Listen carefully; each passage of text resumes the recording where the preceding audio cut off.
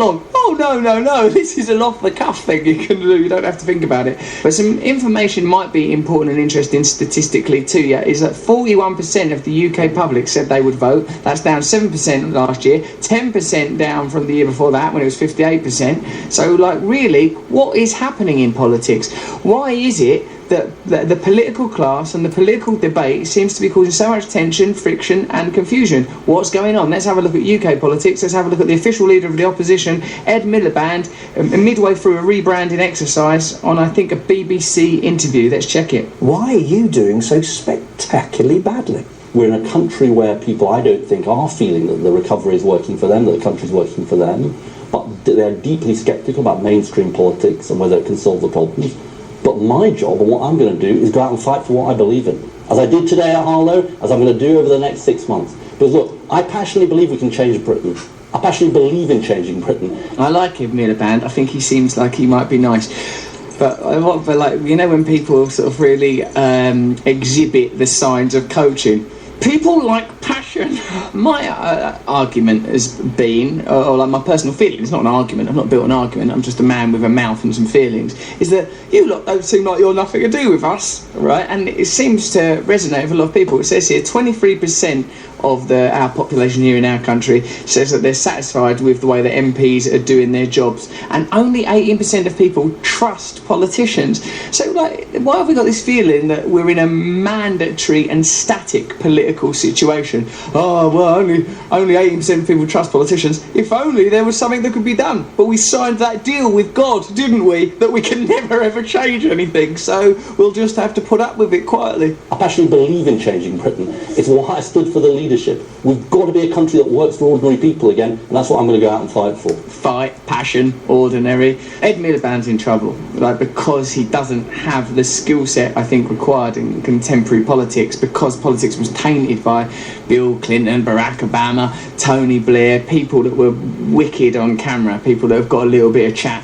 I mean, but what was the thing that I was watching the other day? Oh yeah, Barack Obama, he pledged to pull back surveillance, to have a more transparency in the way that American people's data was handled. And, like, I'll tell you what, if you watch that Edward Snowden film, Citizen 4, you'll see that it is terrifying the way we're being spied on by our government in this country and in America. And that this lack of trust that we feel for politicians, it's entirely valid.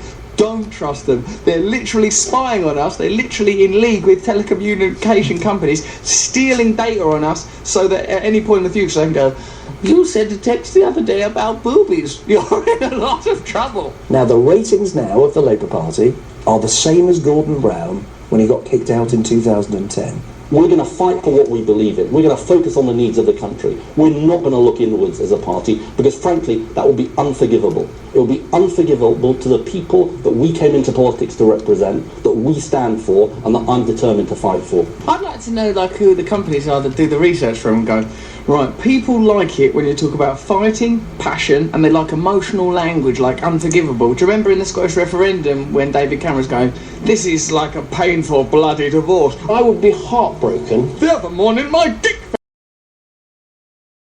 Emotional, personal language to talk about politics. And poor Ed Miliband, like Gordon Brown before him, men that are sort of administrators, economists, thinkers, well, I don't know, bureaucrats for want of a better word, are sort of like they're doing sort of political karaoke. You don't have to take your clothes off to have a bloody good time, I know that much. Like, they're all reduced to dads at weddings because they're forced to live in this media age. And also, do you know what? They don't know how to talk to us about things like, do you feel a bit lonely? Do you feel a bit desperate? Do you feel like none of the political parties really understand, because most of them, a lot of them went to public schools, a lot of them, and like it seems that there's this sense of disengagement, and the political system itself is this old heaving, lumbering wreck. Well, we feel that too, and we're going to try our best. They don't know how to talk in that way. It's not how they've been trained. Like I've told you ages and ages ago, just have Ed Miliband do a job where I bet there's loads of things he's really good at.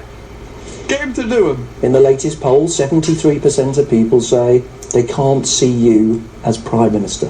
Did you ever look at yourself and think, maybe I am part of the problem? No, Because I've got people to convince, of course I do, and that's what I'm going to do. You never thought of quitting? Absolutely not. You never thought, what is it about me that isn't working? Absolutely not, because I'll tell you why. We're in a position where we can win the next election. If we do the right things, if we fight for our programme, we can win that election. And then what's going to happen, Ed? Right, we've won the election. Good. We've proven that a man with minimal media skills can win an election against another unconvincing government that have proved that they are nasty and indifferent to the population of the country. Now what we can do? Basically what they did. We've got a duty to do it, we've got a responsibility to do it, and we can do it. I know we can do it.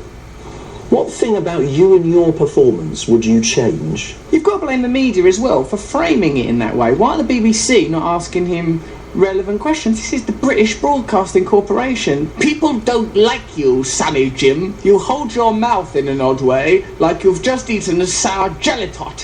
Why? I think the most important thing that I need to do more of is go out and fight for what I believe in. I've got to fight for passion. I've got to fight for my right to party. Look, less time at Westminster, more time out in the country, more time taking my case to the British people. Labour recently proposed to give away lottery tickets as an inducement to voters. Would you like a lottery ticket? Oh, I suppose I wouldn't mind one. I'm poor as a church mouse. Yeah. There's a scratch card. Instead of scratching those blemishes up and down your hideous peasant body, why don't you just scratch away this little bit of foil and vote for Labour? Taking the case I passionately believe in to the British people. That's what I'm going to do. I've recently been told to say the word passionately a lot, and I'm going to say the word passionately a lot while talking about stuff that doesn't really mean anything. There are people who think you're in denial.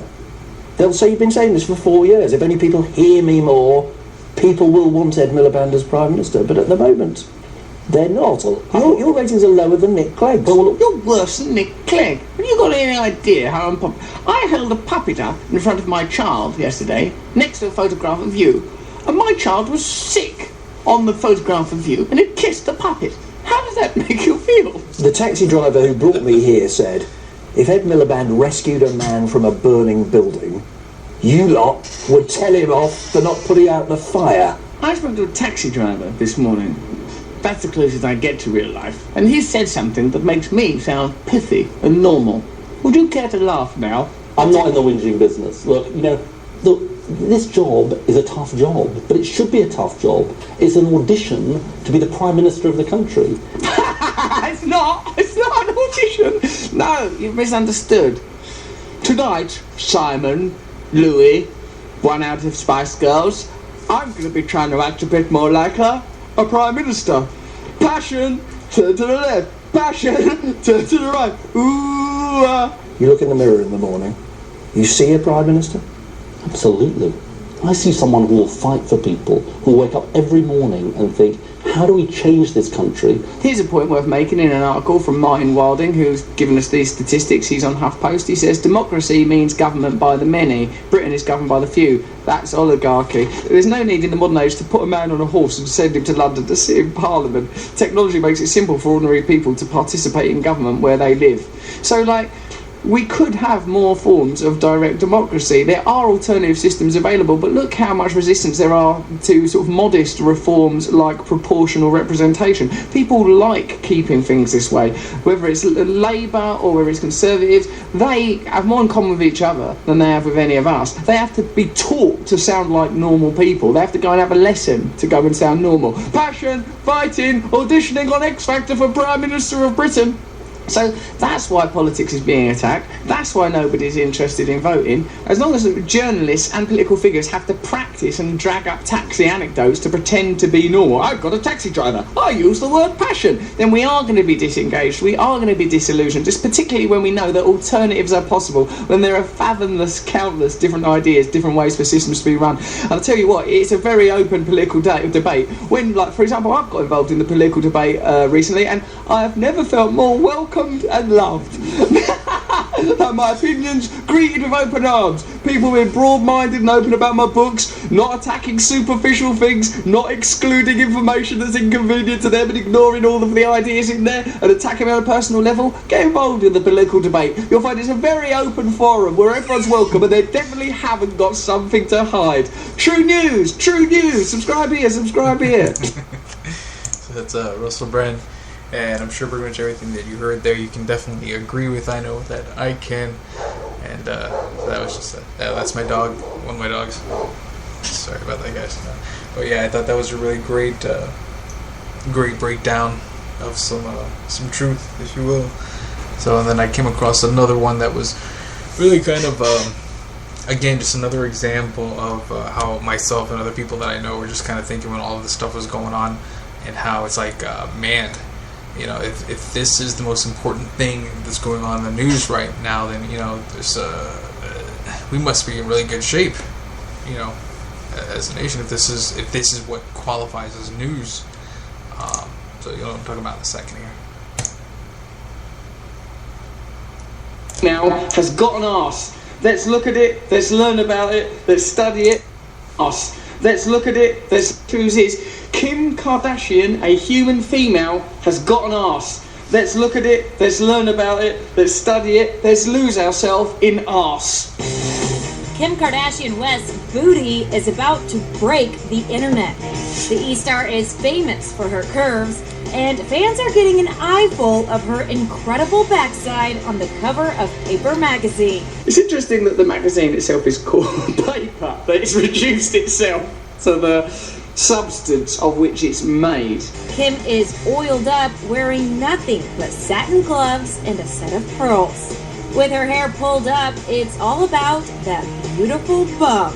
It's a kind of a tired argument that we human beings require gods, we require symbols, we require things to worship. And if you sort of reduce a magazine down to the name Paper and a woman down to her own admittedly impressive and visually stimulating arse, you'll tap into parts of me and any human being that are perhaps, I don't know, latent. What I mean, like when I'm not looking at Kim Kardashian's arse, what am I doing? What am I doing with the rest of my life? What is it that this can just appear at any time and interrupt my day? I got a text message from a person saying, have you seen Kim Kardashian's arse? And I thought, well, yes, more than I've seen my own arse. I've only seen my own arse a few times in the mirror, and frankly, I'm not that impressed with it. Kim Kardashian's one, I've seen quite a lot of. I know it as well as I know my mother's face. In another cover, Kardashian West is popping a bottle of bubbly pre-stripped out.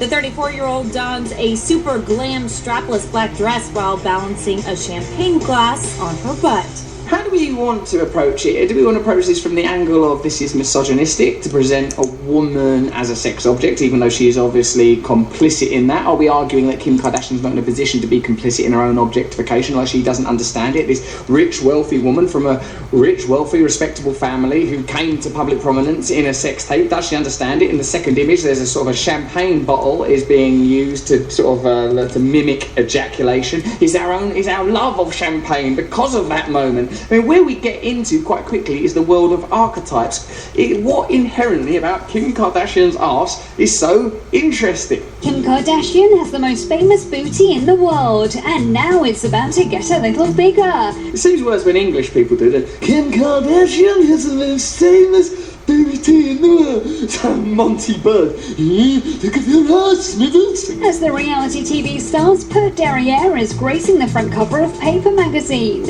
I spoke to Adam Curtis, the filmmaker. He says that this is not that sexual. It's actually sanitised and anodyne representation of female sexuality. We can argue that sex itself is a kind of fluid-soaked, hairy, vaginal, phallic, throbbing, vascular thing that we don't want thrust into the public sphere. There's certainly the Daily Mail Online, the most popular website for conveying news on the planet, can't deal with the reality of sex, so you get a hand-me-down fast food, Happy Meal packaged version of sex. You know, like, it's almost like our primal energies, our real ways of relating to each other are all being apportioned, packaged, symbolised, taken away from their essence and repackaged as these sort of odd, inaccessible, flat images in spite of their seemingly curvaceous qualities.